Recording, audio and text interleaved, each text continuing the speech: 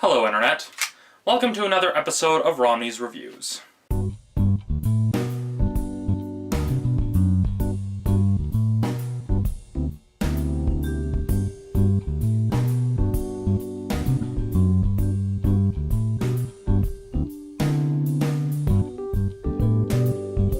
Now, musicals are one of the few genres that I actually have some background info about. Mostly because, well, throughout my high school experience, a lot of my friends liked musicals. It's kind of one of the big reasons why I'm not a big fan of Phantom of the Opera. I think you could probably guess the situation from that statement. This film is what people would call a jukebox musical. A jukebox musical is where you take a lot of pre-existing songs, usually popular songs, and lay them over a story. A good and or bad example of this, depending on your opinion, would be Moulin Rouge, which a lot of people credit with saving the film musical genre, although that can be debated. Now, this musical, Rock of Ages, I did not really know what to expect going into it. I just thought it was going to be kind of, well, let's just say musicals didn't look that good because of shows like Glee. Now, I know it has a lot of fans, and I'm sorry for saying it, but stuff like that make things look a little too, I don't know. Just the idea of taking popular songs and laying them over a story, Glee's kind of been making that look bad. So going into this film, my expectations weren't that high, but coming out of the film, you can definitely say they were surpassed, because unlike a lot of other musicals that either the people behind Glee or the kind that Disney would try to come up with are like light and still kind of watered down, this basically pulls no punches, holds nothing back. I mean, this musical is not for kids, is all I'm saying. It's talking about rock and roll and a lot that it entails, and also a lot of how people try to suppress it, even though they may secretly like it. I'm not going to say anything more on that because it would technically be considered a spoiler for those who haven't seen the film yet, and I like to keep these things spoiler-free. So yeah, basic story of this film, at least from what I can recollect, is that it's about this girl who comes to Hollywood all the way from Tulsa, Oklahoma, to essentially start her music career. We all know how these stories tend to start and how they always tend to end. The bright-eyed, optimistic youth wanting to take on the world goes to Hollywood only to be, well, slapped in the face by reality. That story kind of acts in parallel with this rock star, Stacey Jaxx, played by Tom Cruise, who's essentially going through a midlife crisis. Now, I know the biggest thing that a lot of you are probably curious about is the music, and well, the music is actually pretty awesome. I mean, it's a lot of 80s rock bands that comprise the music, stuff like Def Leppard, Journey. Those are the two I remember. The list is like this thick.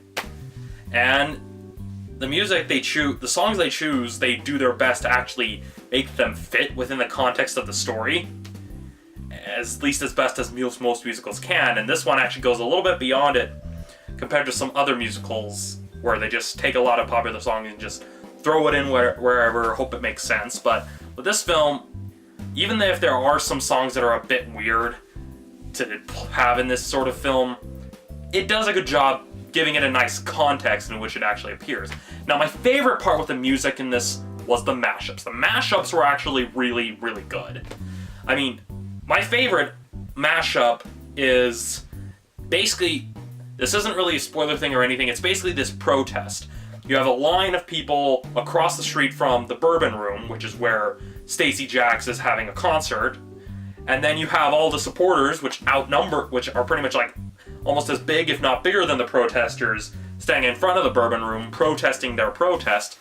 And so on the rocker side, you have them singing "We Built This City," which is one thing, and then you have them singing "We Built This City," and then it transitions to the protest group singing "We're Not Gonna Take It." At least I think that's the title, but it's just seeing them kind of going back and forth is actually pretty cool.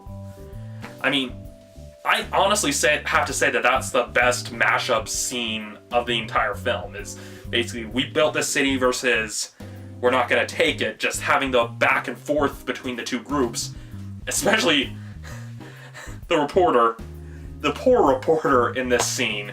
He's basically just trying to cover the protest, and both sides are singing. He's going back and forth trying to cover it.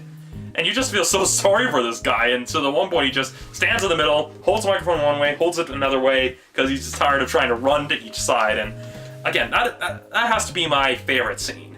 And I know a lot of people are probably going to ask this, how is Tom Cruise's singing? Well, Tom Cruise can sing. He actually does a really good job in this film. Another person I didn't expect to do well was Alec Baldwin, of all people.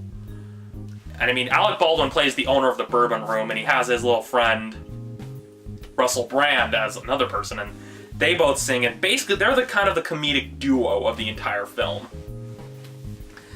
And so yeah, there was a lot of, so those were like the actors that I was actually pretty surprised. I mean, Tom Cruise, he looked the part, and the trailers do a good job of showcasing it, but he can sing. He definitely can sing.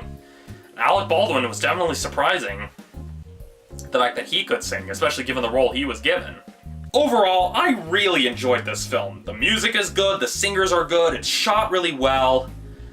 It's just a nice, fun film to watch. It leaves you feeling good coming out of the theater. So I'm going to be giving Rock of Ages a 4 out of 5. Now, the reason I'm giving it a 4 out of 5 is mostly because of the content, because there is some iffy stuff in it, and usually how I rate these things is if it's something that I definitely want everyone to see, I give it a 5 out of 5, but if it's something that only a few certain people would like, I don't give it the full score. So that's why I'm giving it a 4 out of 5. It's mostly because it is a bit edgy, so it's not necessarily appealing to everyone, but it's still a pretty good film. I'm just saying. Because I know a lot of people have complained about how I never give anything a full score, even though there have been some films I've given a full score. Well, only one so far. Point being, Rock of Ages is good. Go watch it, but you don't need to rush out and see it. It's still just as good when you're watching it like later during its theatrical run, rather than just trying to watch it as soon as possible unless you're into that sort of thing. But yeah, it's a good film. Watch it. Next week, I'll be taking a look at Pixar's Brave.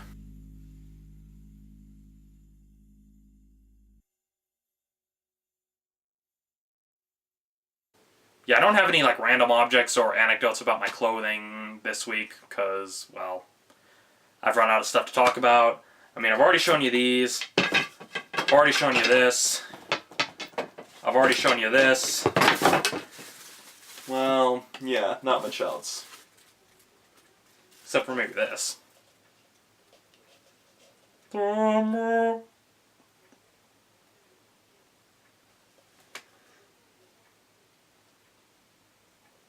Yeah, I'm pretty pathetic, aren't I?